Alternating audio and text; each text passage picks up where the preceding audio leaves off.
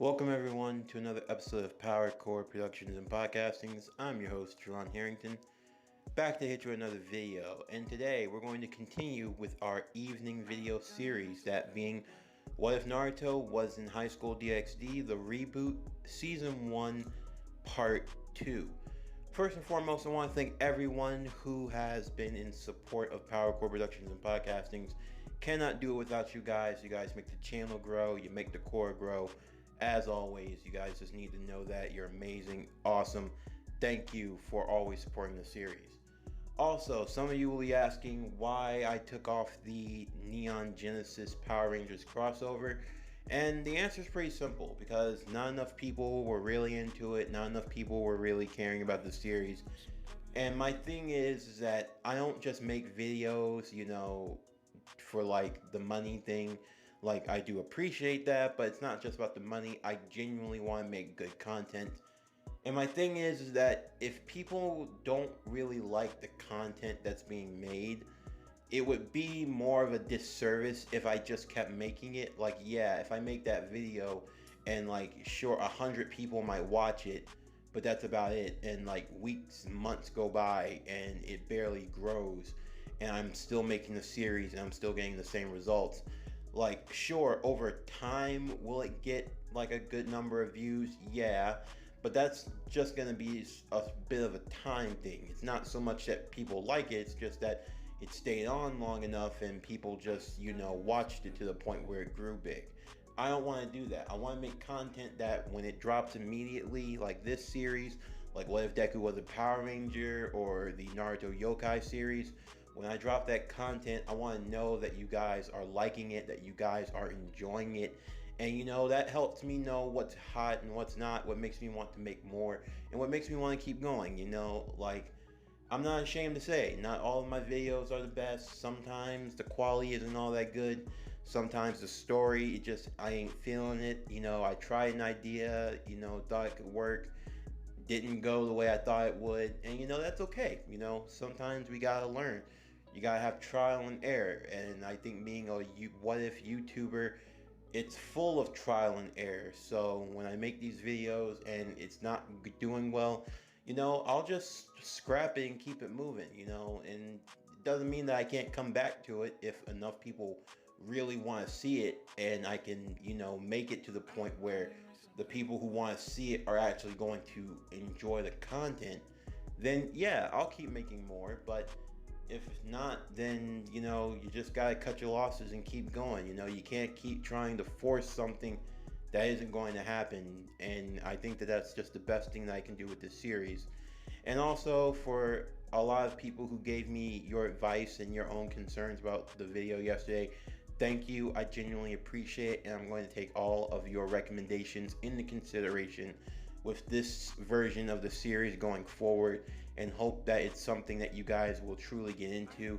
I know a lot of you guys are going to have your reservations. Some of you guys are going to feel the way you feel, and that's fine. I'm just happy that you guys can still enjoy the series as a whole. I want to try to do right by High School DxD because, outside of the plot, I genuinely do enjoy the plot. And when it comes to Naruto, that's a series that's near and dear to my heart as well. So I really do enjoy this crossover. I want to do right by all the characters involved and create a very fun and creative story.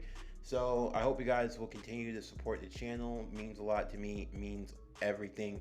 Thank you for 700 subscribers. We're on the road to 1K and beyond.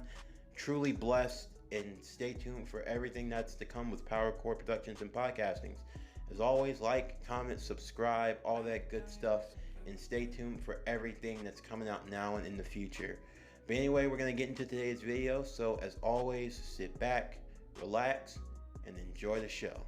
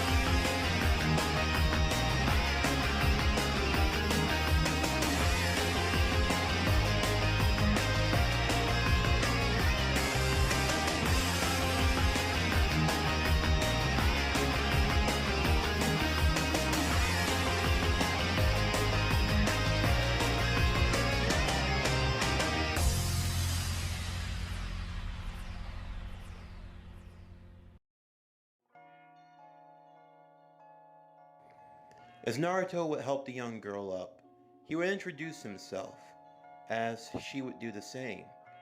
Naruto learning her name was Asuya. She were new to town and was the newly found nun for the Ko City Church.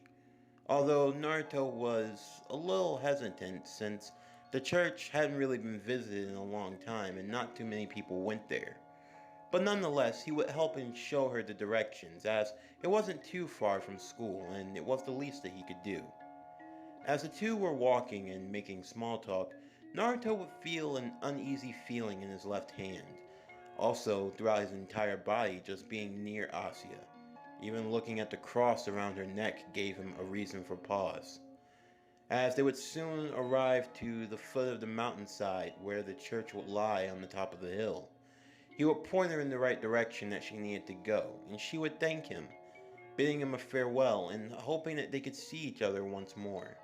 Naruto promising that they would as he made his way to school. As he did so, he would tell Rias about the feeling that he had gotten from being around Asuya, as well as just looking over at the direction of the church. Rias would warn Naruto of the enemy territories, stating that the church was among many of them, and also warned him of the potential dangers that lie for devils, such as the exorcists and the other fallen angels, who wished for the devil's destruction. Among many things, she would caution Naruto mainly about the death by devil purge, stating that to die by the hands of an exorcist and his holy weapons would be a death that no devil could come back from.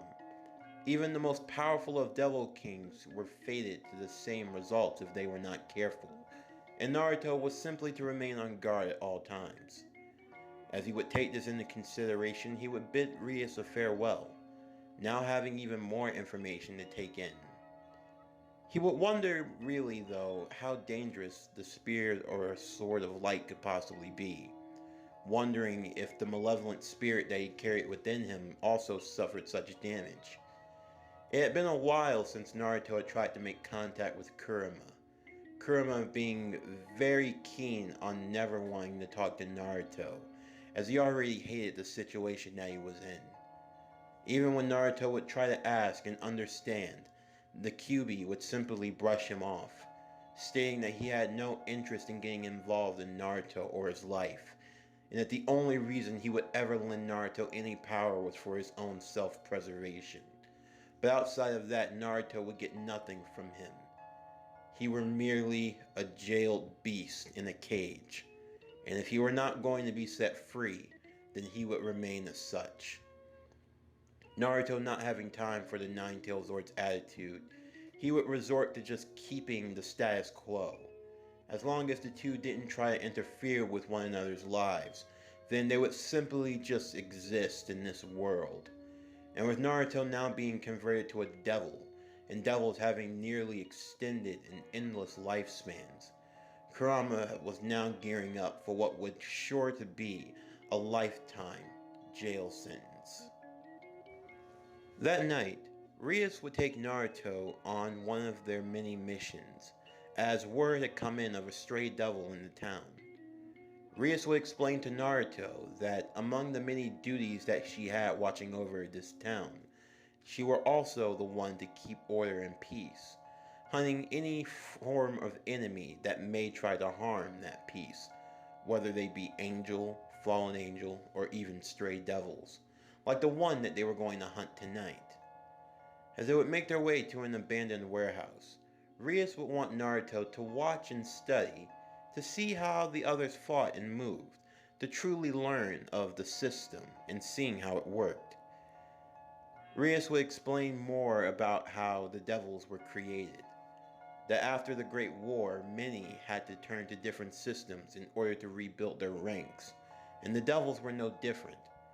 The higher class devils using the evil peace system based off the game of chess. Rias would explain that she, being the master of her household, was the king, that Akeno served as her queen, Kiba as her knight, and Konako as the rook, each one tethered to a special talent and latent ability. For Kiba as the knight, he had immense speed. For Koniko, as the rook, she had great defense as well as the strength of a tank. Akeno, being the queen of the chess game, served as a balance of all of the other pieces. When Naruto asked what piece he was in particular, Rias would smile and explain that she had made him the pawn. Not just any pawn, but that she used all 8 of her pawn pieces on Naruto. Naruto was already aware of what the game of chess was, even if he wasn't proficient at playing it, and he knew very well that pawns were merely the foot soldiers of the game, wondering just what was so special about a pawn, or what could a pawn do. However, Rias would be keen to remind Naruto that a pawn could do many great things, and that for her, Naruto could prove to be one of the greatest pawns of all, especially with his latent abilities and the many different skills that he had under his belt. As they would enter into the warehouse and come face to face with the female devil, Naruto would get to see how they all engaged in battle, noticing their many different strengths. Once the beast was stunned, Rias would call them back and let Naruto take the lead, to subdue the devil for her to finish it off. As the others would step back as they wanted to see just firsthand what Naruto was capable of, he would assess the situation before getting to work. He would attempt the Shadow Clone Jutsu, thinking that a barrage of at least 20 clones would do the trick. However, to his and many of the other houses' surprise, Naruto only made 7 more clones. He couldn't fully explain what were happening, but for some reason, he couldn't make any more clones, and his clones could not make clones either. He was stuck at a limit of 7 more plus himself, for a grand total of 8 Narutos. As Rias wondered what was going on with Naruto's power, and why he could only manifest 7 more clones, Akeno would come to the conclusion that Naruto's body, now being the host of the 8 chess pieces, had to abide by the rules of the game. Just as in an actual game of chess, you could only have 8 pawns on the field, there could only ever be 8 Narutos. So Naruto's Shadow Clone Jutsu was tied to the game itself, so he could only make 7 more of himself at any given time. While some would consider this to be a weakness, for Rias this was actually a blessing. Naruto was basically a one-man army worth of pawns at any given moment on the field. Whether or not he could level up all 8 at once into different pieces, or if they would all have to be the same, that was something that would have to be seen in due time. But however, they would continue to watch Naruto's movements, seeing how he moved effortlessly to defeat the stray devil, seeing the jutsu that he could perform, such as the wind bullet and the gale palm. He seemed to be a proficient user in wind-like attacks, something that was a keen interest for someone like Rias Gremory. As Naruto would effortlessly defeat the stray devil, even showing off some of his own power, the stray devil would launch off an attack that would almost hit Rias, Naruto moving at the last moment, almost without even thinking about it. His left hand would extend and he would feel a burning sensation, like he had before. Without warning, a small red gauntlet would appear on his wrist. As he would punch away the stray attack, he would look to see that he had had some weird upgrade of sorts, not knowing where it had come from or what it was in particular. Rias being pleased to see that Naruto had finally awakened his sacred gear, that being the boosted gear itself. With the stray devil now pinned and defeated, Rias would take the lead in disposing of it once and for all, burning it to ash, Kiba remarking that she truly did live up to her name as the crimson-haired Princess of Ruin. As they made their way back to the Occult Research Club, Naruto would have many questions as to what happened to his Shadow Clone Jutsu. He felt like his body was on a weird limiter for whatever reason, like his body and soul can only be split into 7 other ways. Akano would tell Naruto the same hypothesis that she had come up with before, as to why Naruto's power had been limited. Naruto seeing this as a detriment. However, Rias would state that this could actually be more of a blessing in disguise. Even if Naruto could not make the same number of clones that he could before, 7 more Narutos who were immensely powerful could be more than enough in any given situation. Whatever he lost in terms of number, he would gain in terms of quality. The true saying that quality was truly better than quantity could be applied to Naruto in this situation. As Naruto would have to mull this over and see if there were any ways that he could get around or behind this, they would receive another signal, stating that another human would like to form a pact. Naruto, not having really anything else to do that night, would decide to go and fulfill this contract, giving the others a chance to rest. Not wanting to take too long, he would fly out of the window using his flying Raijin, as he jumped from rooftop to rooftop, making his way over to his client's home. However, as he got closer, there was a strange sense of danger all around him. As he made his way to the house door, he would see that the lights were completely off. It seemed as if no one was home. He would knock on the door and make his presence known. However, as he knocked, the door would slowly creak open, as he would peer down a dark hallway. As he walked in, the faint smell of iron began to mull in the air. Making his way deeper into the house, he would call out to see if anyone were around.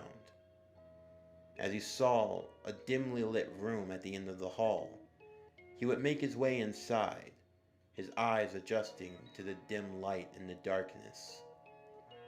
As he felt as he were stepping into something wet, he would turn to see that it was a dark liquid. Mulling over, he would feel a sense of dread wash over him, as what he saw in the corner, whatever it was, if you could even call it human, it certainly wasn't anymore. Oh man, I'm gonna be sick. Who would do something like that?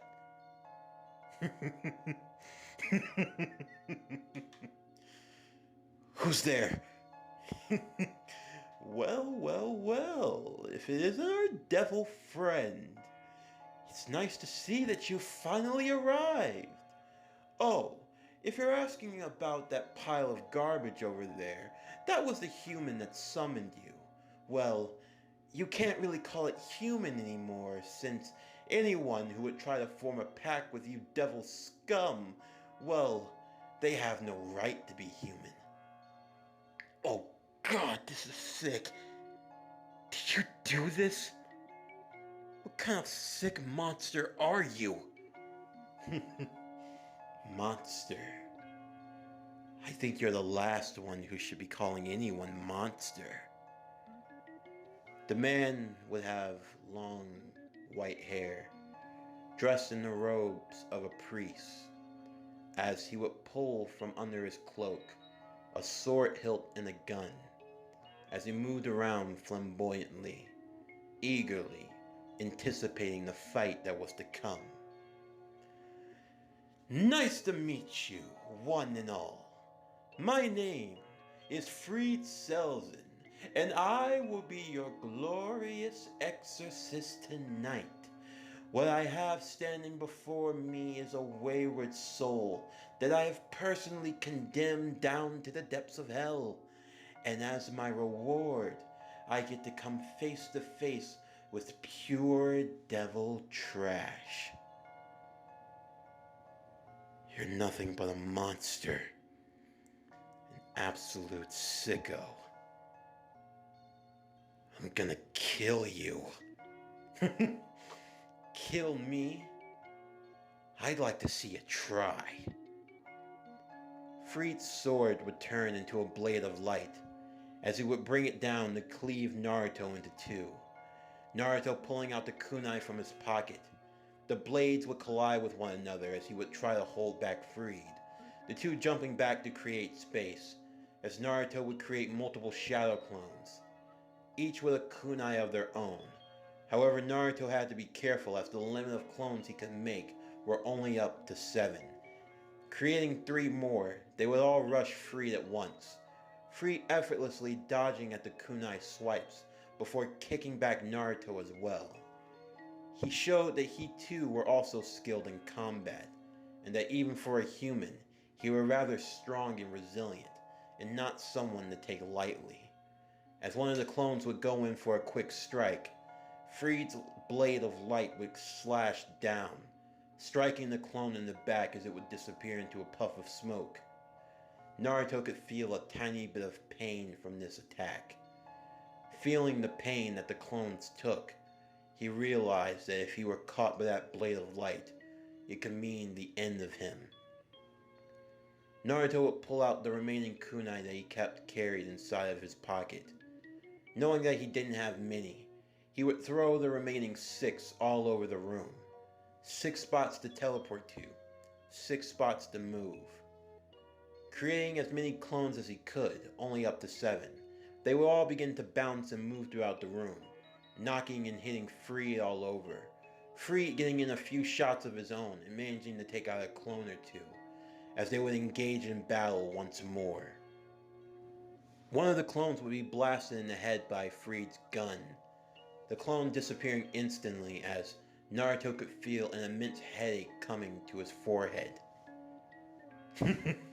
You like that, devil? These bullets have been blessed by the Holy Church itself. A few pops from this thing and you'll go night-night.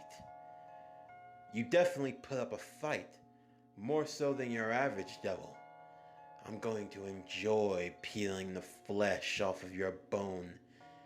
You'll be a sweet, sweet delicacy. What the You're gonna try to eat me?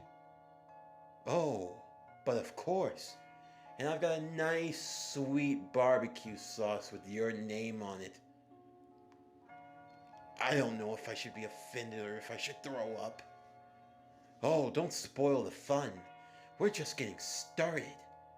It's gonna be a long night, just you and me.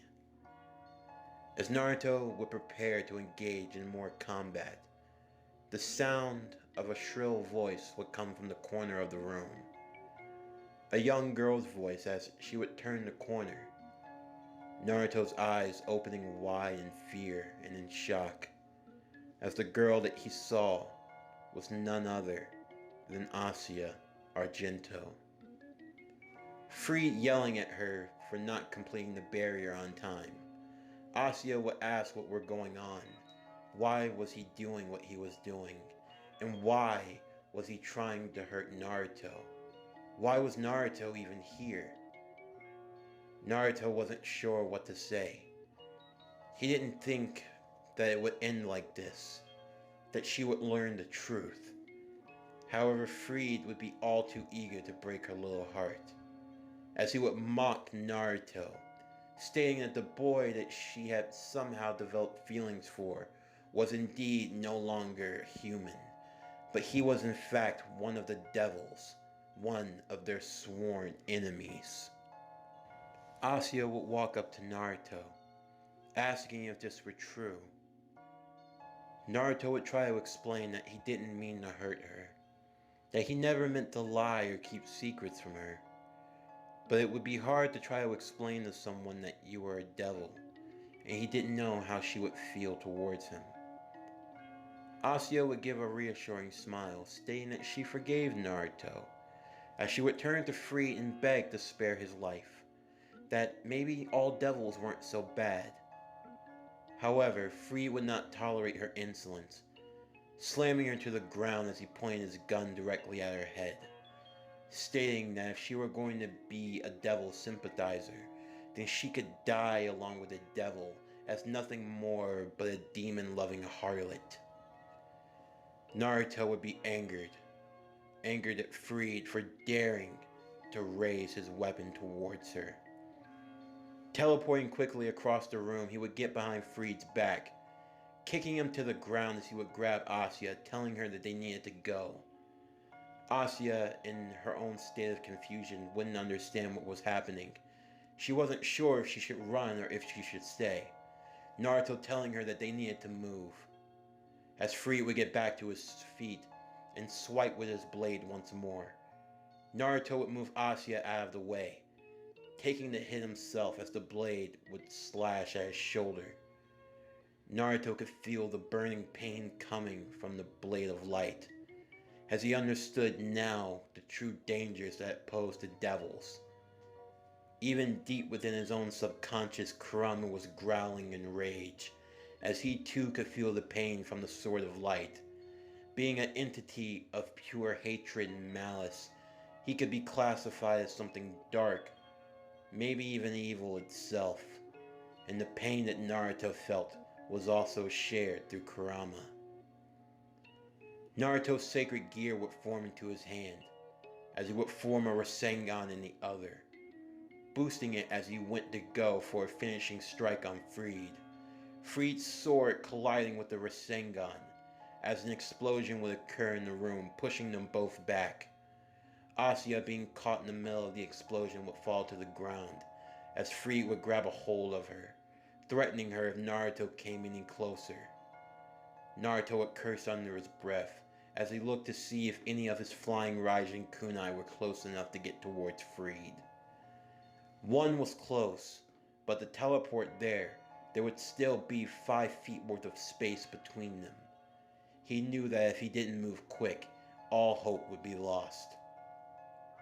With one hand, Naruto would begin weaving the hand signs as quickly as possible, looking to create a gale palm. He would wait as Freed was enthralled with Asuya, taunting Naruto about what he would do to her young body before killing her, giving Naruto even more fuel to his fire.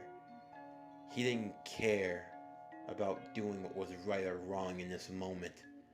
The only thing he wanted to do was see Freed's head rolling on the ground.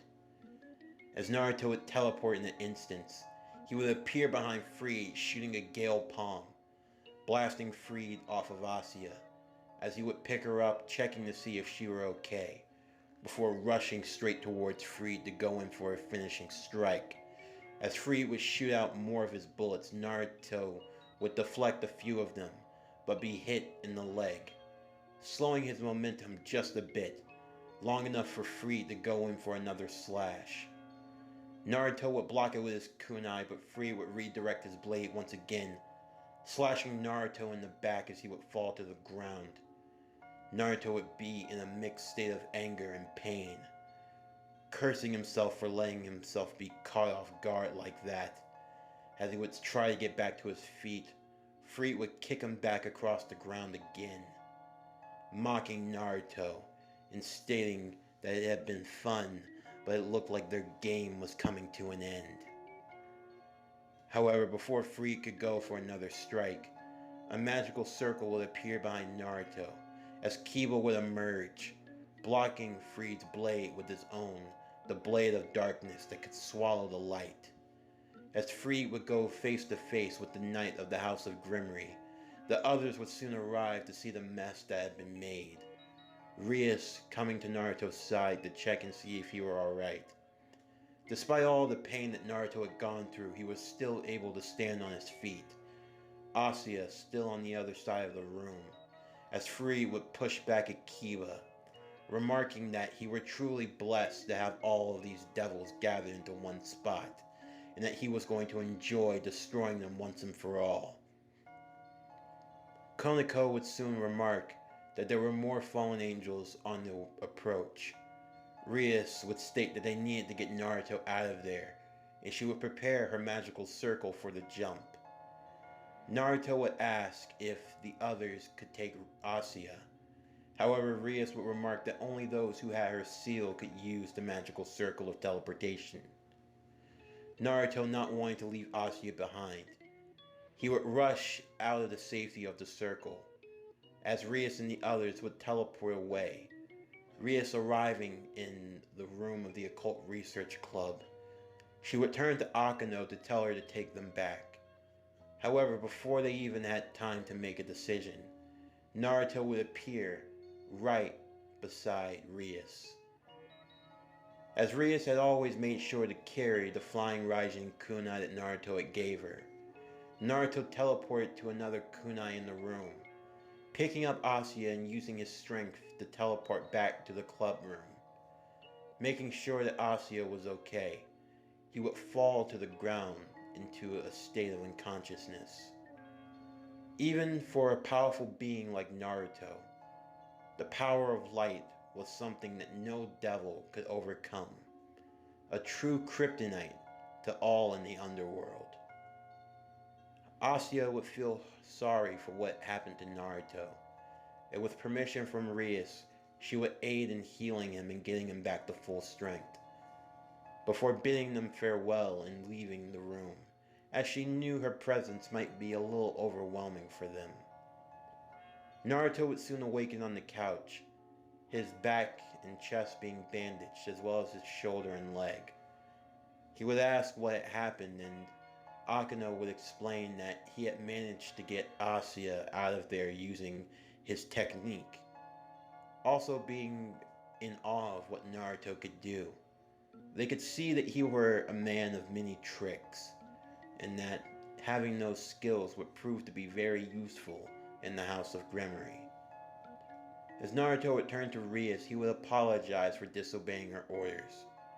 However, Rias would simply smile and tell Naruto that she was sorry for not noticing the dangers and putting him in harm's way, as she would assure him that everything were alright.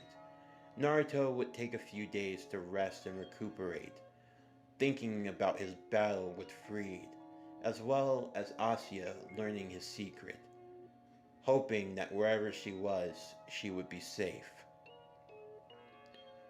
As time went by, Naruto would find himself on a morning stroll, just having a chance to clear his mind and think about all the things that happened. As he was walking through the park, not sure of where his day would take him, he would be surprised to see Asuya there as well, the two reconnecting as Naruto wanted to make sure she was okay. Asuya reassuring him that everything were fine, and that for the most part she were safe now. Although she couldn't go back to the church and she didn't really have anywhere to go, she was still relieved to see that Naruto was doing fine. Naruto would ask if she were free for the day, and she would be, and Naruto would decide to take her out to the city to have a good time and show her the sights. It wasn't anything fancy or anything big, but he took her to his favorite ramen stand where he had her try many of the different flavors of ramen. They would also go to the arcade and play games, and he even won her a prize. Funny enough, what would come out would be a little bobcat of all things, that she would hold close to her heart, deciding to keep it as a treasured memory from Naruto. As they continued their afternoon stroll, Naruto would ask more about Asuya and her past, about how she had joined the church and where she had come from. Asuya would explain that she was an orphan, abandoned by her parents to the steps of the church at a young age. She never knew them, or knew anything for that matter of where she had come from. However, as a young girl, she discovered that she had the power to heal, and as such, her power was viewed as a blessing. However, one day, she came across a devil who had also been injured. Her heart being moved with compassion, she chose to heal him. When it was revealed to the others of the town, they claimed her a heretic and forced her to leave.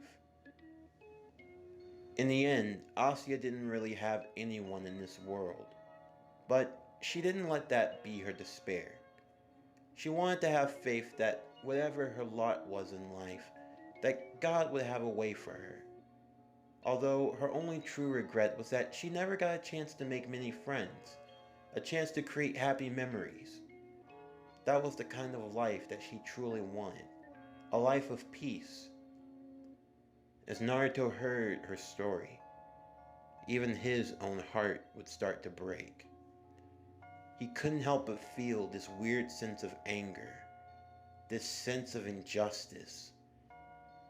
He was supposed to be living in this world where God and angels existed.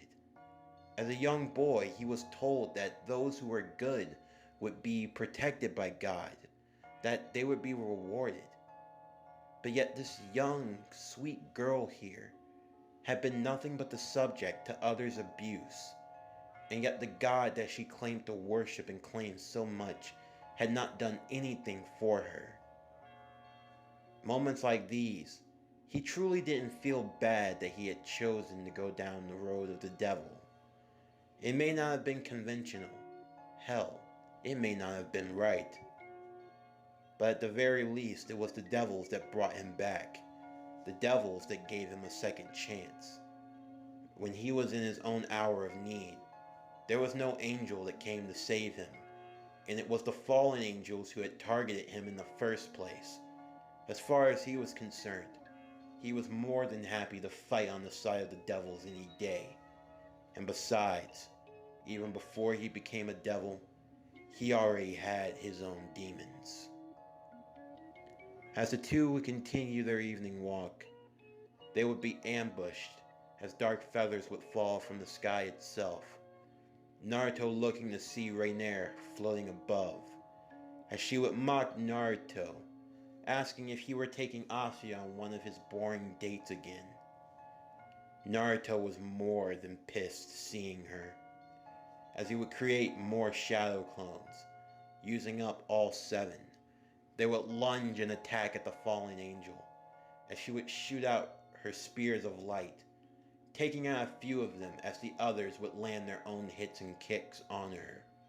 Rainier becoming even more agitated, remarking that she should have killed him when she had the chance. Naruto agreeing, as he wasn't going to allow her to escape this time. Rainier would call on her backups of fallen angels, as multiple magical circles would appear all around him. More legions of fallen angels would come and do battle with Naruto. Naruto now having a limit to how many clones he could make, it didn't matter to him as he would fend off and fight the army of fallen angels. As the battle would ensue, Rainier would take the opportunity to grab a hold of Asuya, pointing a dagger of light at her throat, stating that if Naruto made any more sudden movements, that her little head would roll in the streets. Naruto would snarl directly at Rainier, telling her to let Asuya go, but Rainier would not comply. Asuya could sense the anger building within Naruto, his eyes changing from their beautiful blue to almost a dark and crimson-like red.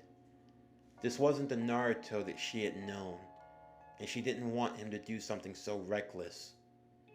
She would hold up her hand before Naruto could even pursue, and she would tell him that it was going to be alright. She understood that something like this might happen, and she was prepared. Naruto would tell her not to be so reckless, that he could protect her. Rainier would only scoff at these words, stating that if he could protect her, then why hadn't he done so? As Asuya and Rainier would disappear, Naruto only seeing Asuya, her eyes welling in tears, but she kept a smile on her face, as she would wave to Naruto, telling him thank you for what he had done for her. The other fallen angels would begin to retreat, but Naruto would not allow it. In his own anger and rage, he would slaughter the remaining ones that did not escape, yelling out to the sky, cursing everything around him, as he raced back to the Occult Research Club, calling Rias and the others to report what had happened. As Naruto would meet with Rias, he would tell her what happened and how Asuya had been taken by Rainier and the fallen angels. Rias would then inform Naruto of the situation that had been brewing, that the fallen angels had recently been gathering at the abandoned church at the top of the hillside over the town, and that in all likelihood they had something planned that involved Asya. Naruto would volunteer to go after her, but Rias would deny that, stating that it was not their affair to get involved, and that the church was considered enemy territory. Naruto wondering just what enemy territory truly was, Rias would explain more about the chess system that had been used by the devils, remarking that anywhere that were a danger marked by Rias would be enemy territory, a place where devils would have the disadvantage. However, in that disadvantage, Naruto could hold the key advantage, being one of Rias's pawns. As he would advance into enemy territory, he could have a promotion, as long as the territory were claimed by one of the leading devils to be enemy territory. However, it would be dangerous, as she would leave with Akano as a situation had arisen.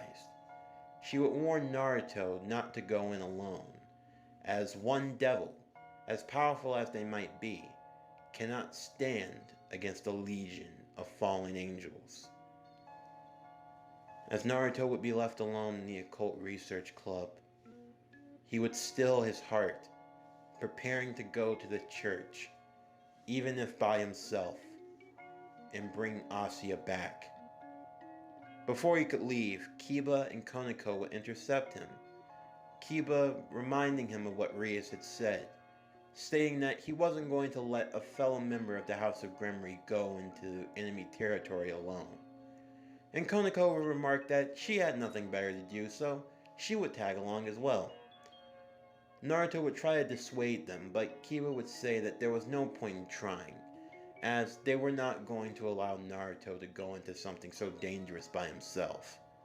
And besides, he too was not fond of fallen angels. In fact, he hated them. Knowing that he couldn't change their minds, the three would then embark as they raced towards the church, knowing that the only thing that they could do now was save Asya and stop whatever the fallen angels had been planning. Meanwhile, Rias and Akano had arrived to the borders of the church land, where they would come face to face with a fallen angel known as Retelt. She would mock the two for coming alone, stating that they were not going to interfere with the ritual that would soon befall this land, and that they were now going to invoke the power that would be strong enough for them to slay any devil trash. Rias and Akano would remark that they had not come to stop the ritual, and that their other devil companions that had gone in would not be receiving any aid from them.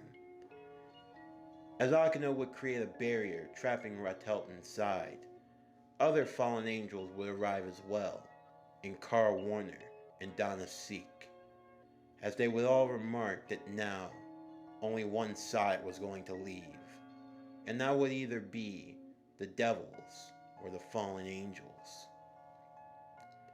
As Naruto, Koneko, and Kiba would make their way to the church, Koneko would remark that there was no point in hiding, since the enemy already knew that they were coming. With that, Koneko would burst down the doors, as Naruto and Kiba would quickly make their way inside. There they would come face to face with Freed Selzen once again, who would rejoice in coming face to face with the devils, although he would be truly pissed at the fact that no devil ever escaped him twice, and now he felt like he was just being mocked by devil scum. Naruto would only ask once, "Where is Asya?" Freed would simply reply that she were under the church now, under the altar, but if they wanted to get there, they were going to have to go through him. With that, Naruto and Kiba would step forward. Kiba would ask Naruto to see what he's got with the night form, and Naruto would gladly oblige, as he would promote himself to Knight. Naruto and Kiba would move, each one in a blitz as the two blonde-haired boys would each slash and move towards Freed. Freed, seeing that he couldn't afford to use his gun in this instance, he would pull out a second sword of light, as he would block off Kiba in his sword of darkness and Naruto in his kunai. Three blurs would then move all throughout the church, Kiba and Naruto, as well as Freed, fending off the two as best as he could. He was starting to lose the upper hand, as the boys were moving just too quick for Freed to keep up with. Naruto's natural speed was almost close to Kiba's top speed all on its own. As he would continue to try to fend them off, Konako would wait until she saw an opportunity. Grabbing a row of chairs from the pulpit, she would smash Freed in the back as he would be slammed to the ground. Naruto and Kiba both in the air as they brought their blades down directly towards Freed to deliver the finishing blow.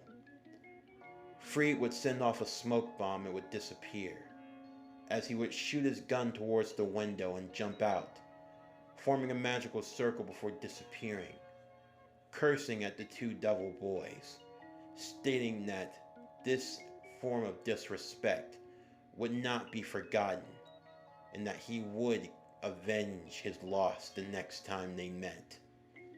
As they would look on as Freed would disappear, Naruto and the others would then rush down under the altar, making their way. However, it would unfortunately be too late, as they would see gathered amongst many of the other exorcists.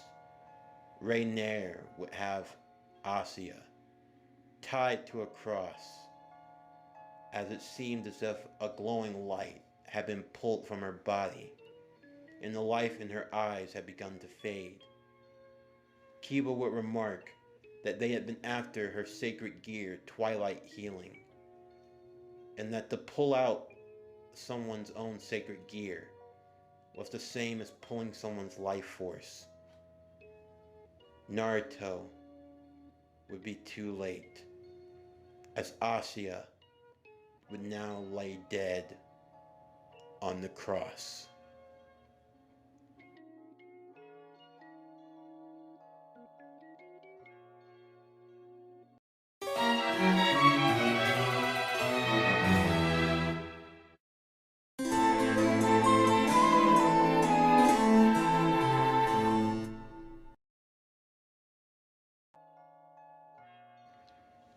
No, no, no, no, no, no, it can't be.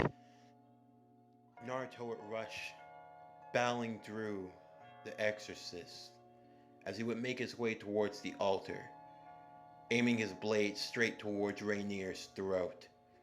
As she would just swiftly dodge and move out of the way, Naruto would stop as he would run over to Asuya, pulling her from her restraints, as he would check to see if she were alright. Asuya would try to speak, but there wasn't much more that she could do. Her life force was quickly fading from her body. So, it seems you've let your little girlfriend die again. Well, it's not a surprise to me. Even if you are talented, Naruto, you're still pretty useless. Why? What was all of this for? Oh, you really want to know? You see, I couldn't wait to kill you, because you were becoming too much of a threat. In fact, you still are.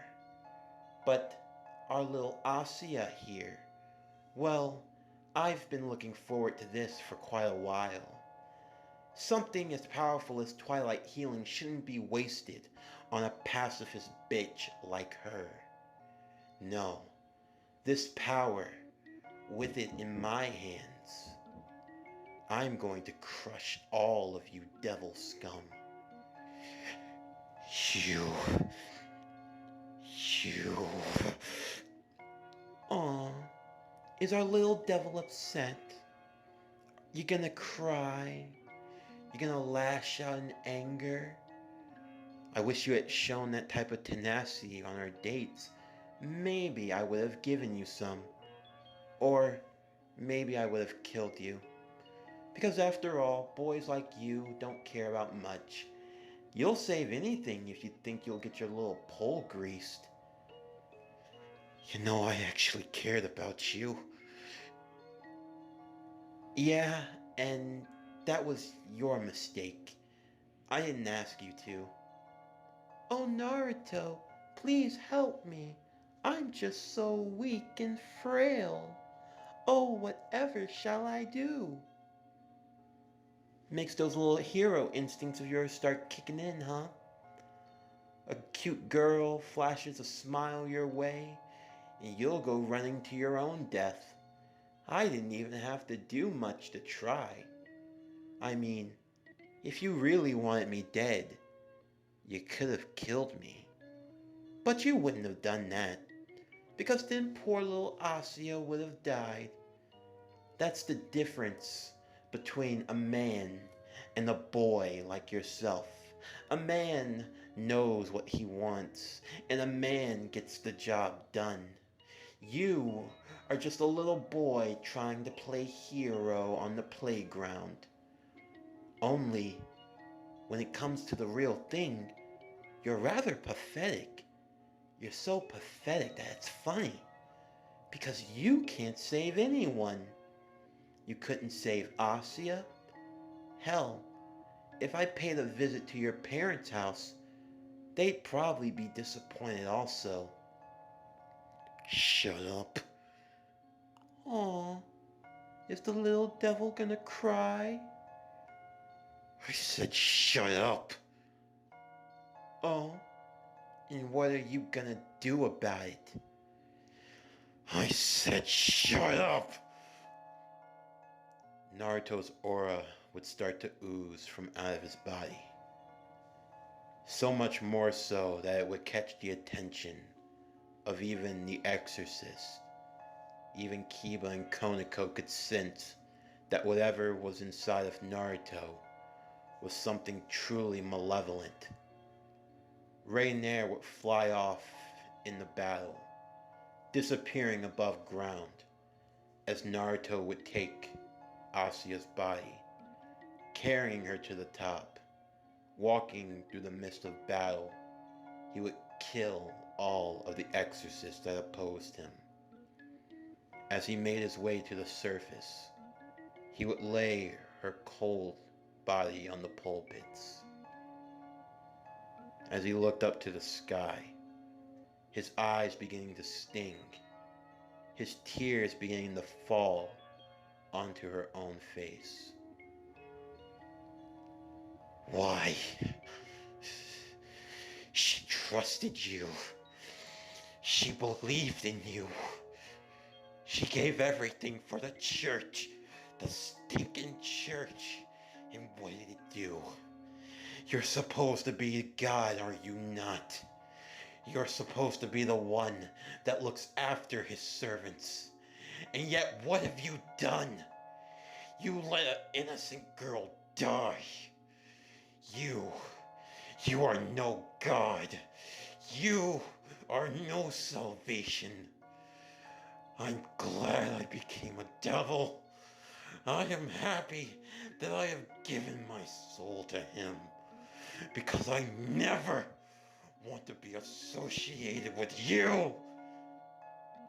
As Naruto would look to the cross that stood above them, he would yell, his howls being so strong that the cross would fall to the ground and shatter, as he would hear the laugh of Rainier behind him. Just like a devil, so wrapped up in your own selfishness and greed that you would choose to blame God. Do you have no shame? Your very audacity disgusts me. Yes, I am truly happy that I betrayed you. And I am happy that I am going to kill you now.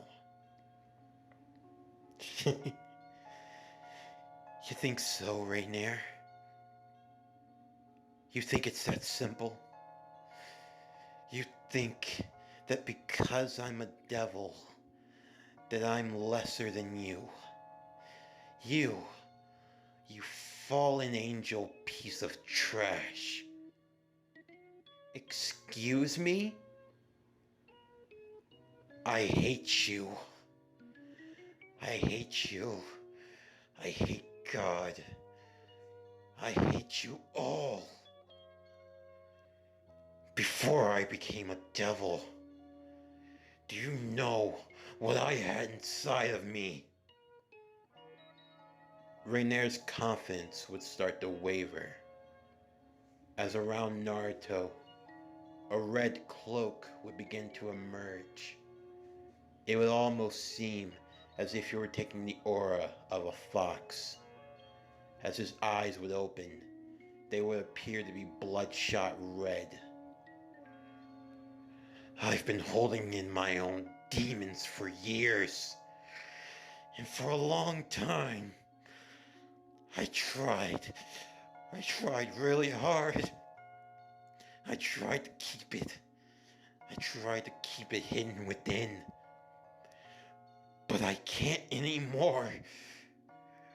I am Naruto Uzumaki Hyodo, son of the fourth Hokage, Jinchuriki of the most powerful demon of my world.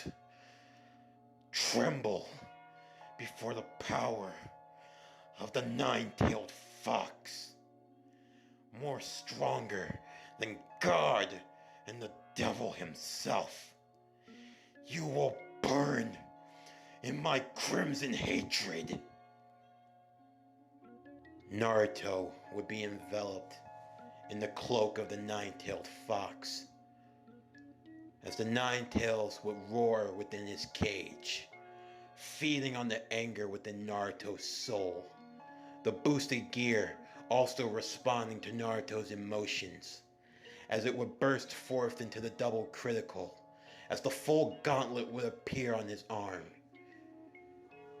As Naruto would be enveloped in his own hatred, in his own rage, he would look up to Rainier, still wavering but holding on to the confidence of the sacred gear that she had stolen.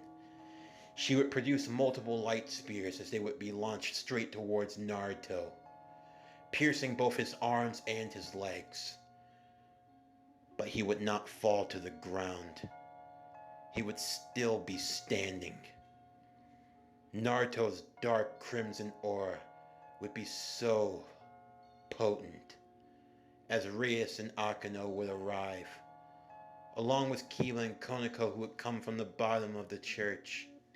They would see Naruto being swallowed by his own hatred. This power, it struck fear even into the heart of Rias Gremory herself. This power, it was so pure. The malice, seemingly suffocating the air itself.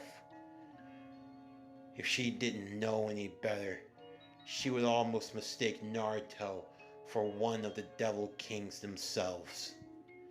As Naruto would walk forward to Rainier, pulling out the light spears from both his arms and his legs, Rainier would yell out in anger, knowing full well that no devil could take such a blow.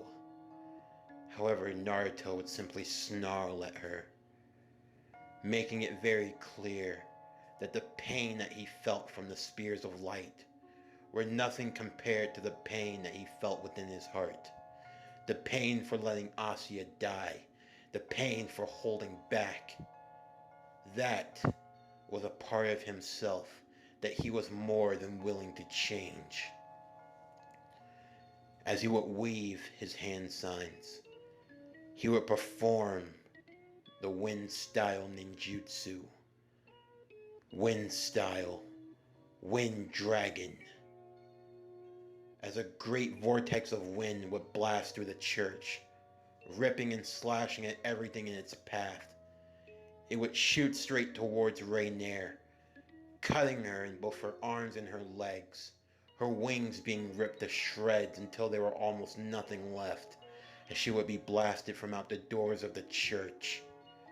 As Naruto would continue his advances, Rainier would throw more and more of her light spears, trying desperately to fend off Naruto.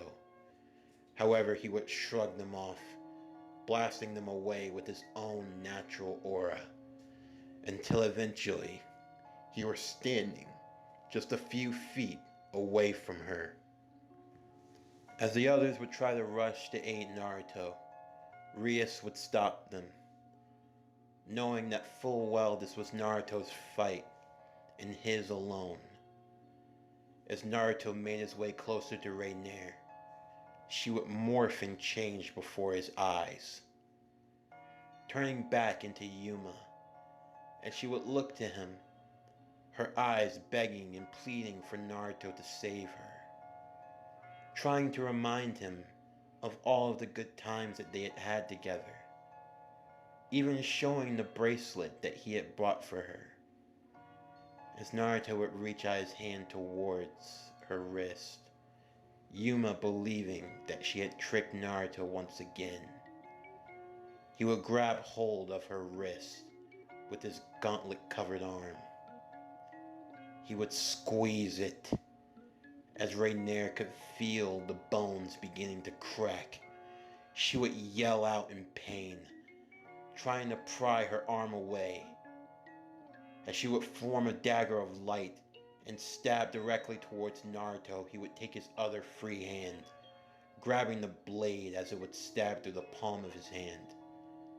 He would crush her right hand and her left wrist, crushing it to the point where her hand would seemingly pop off as he would pull the bracelet from it, Rainier yelling and cursing at Naruto. But her voice would soon stop as she looked up to Naruto. His eyes had changed completely.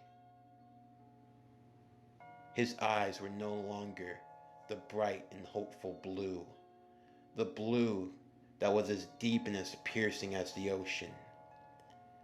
They had been stained in red, almost as if they were blood itself, the same blood that ran through his veins.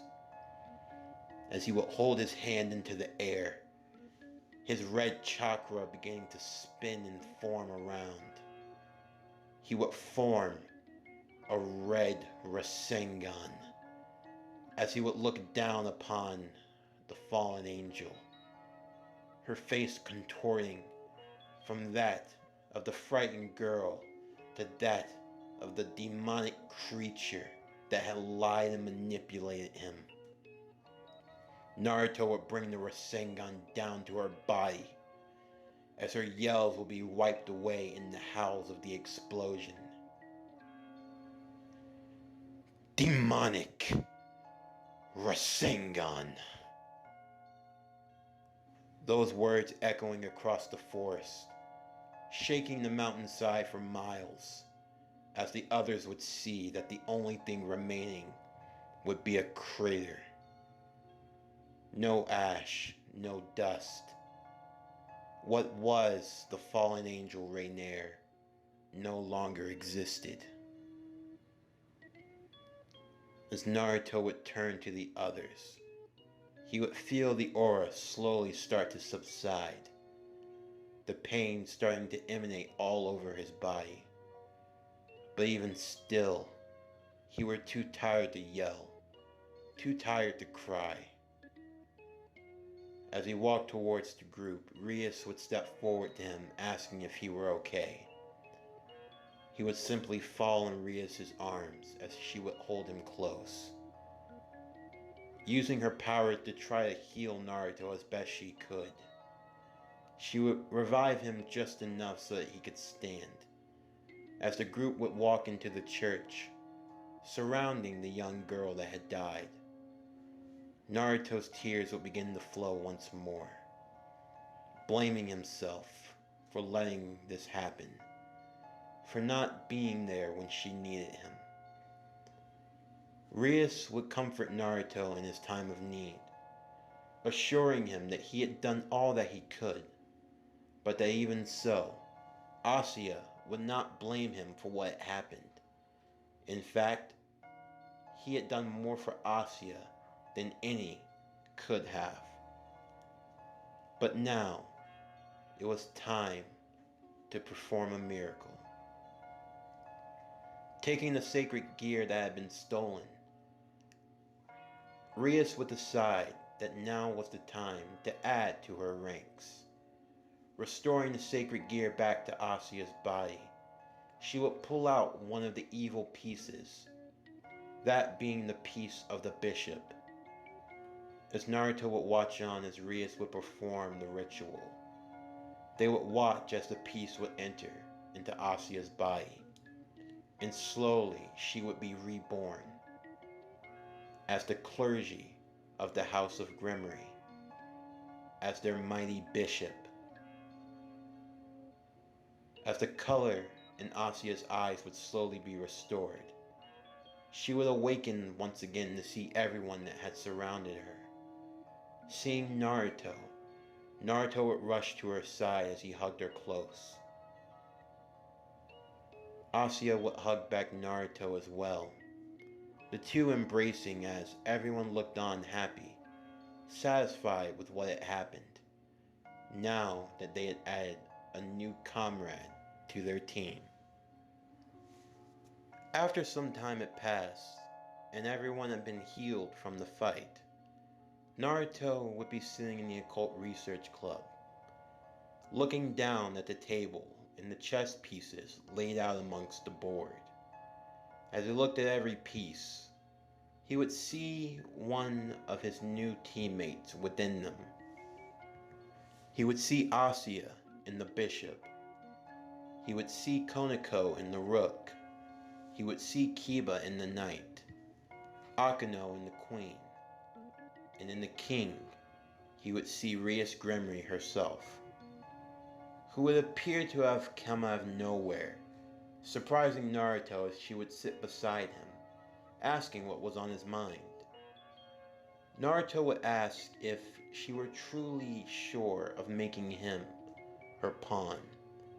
Was it worth it to use all 8 of them on someone like him? Rias would simply pull Naruto into a hug once again, reassuring him that she had in fact thought of it very carefully before making that decision, but that even still, she did not regret using all 8 of her pawns on Naruto, believing that it was more than worth the trouble, noting that now she had something that were truly powerful, something that she could truly rely on. She believed that Naruto had great potential in this world, in this new life that he had been given. He had an opportunity to become one of the greatest devils of all time. And she truly believed that in Naruto's power, he would make his dream a reality. Asking him once again what was his dream, Naruto would state that he wasn't fully sure. He knew that he wanted to restore the shinobi, although he wasn't sure where to start. He felt that deep within he was on the right path to doing so. As he looked down upon his left hand, wondering about how his boosted gear had changed into a full gauntlet, Rias would remark that he had one of the 13 Longinus, one of the more powerful sacred gears, the red dragon itself, the boosted gear. As she smiled towards Naruto, reassuring him that no matter what they faced, they would conquer it all together. She would remark that the crimson-haired Princess of Ruin partnered with the Red Dragon Hokage. That was truly an unstoppable duo. Naruto would blush bashfully as he would agree also, before turning to see that someone new had entered into the room. Young Asya, who looked to be rather jealous, but still holding those feelings to herself, remarking that she understood completely why Naruto would be infatuated with someone like Rias, but Naruto would try quickly to explain that nothing had happened and they were just friends, if he could even use that word. After all, he hadn't really gotten a chance to know any of them since he had become a devil. It was all still so new, and there were many things that he were working through himself. But still, with all of the things that he had seen in this world, if he was going to call anyone his friends, then this would not be a bad place to start. As Akano would enter into the room with a freshly made cake along with tea, everyone would gather to welcome Asya to the school, as well as the Occult Research Club and officially as a member of the House of Grimmery, the newly lamented bishop, as they celebrated amongst themselves, believing that these good times would last forever, unknown to the unsuspecting house. A phoenix watching from outside of its window, its eyes linking to a man dressed in a fine red suit, surrounded by beautiful women, as he sipped from his glass of wine. He would be disgusted at the sight that he was seeing, remarking that these good times would be coming to an abrupt end.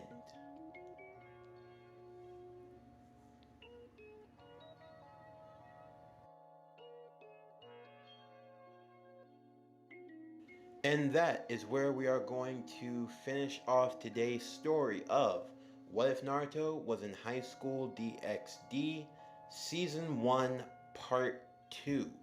Stay tuned for tomorrow's afternoon exclusive video where we will do the finale of Season 1 in What If Naruto Was in High School DxD Season 1 Part 3. That will serve as the finale to Season 1, and that will be an extra long video, roughly around an hour and a half, maybe 2 hours, as there will be a lot of content to go over in the grand finale. As always, don't forget to like, comment, subscribe, share, and hit that bell for post notifications so you can stay up to date on everything that is Power Core Productions and Podcastings that is to come out now and in the future. But as always, I am your host, Javon Harrington, signing off, and I'll see you next time.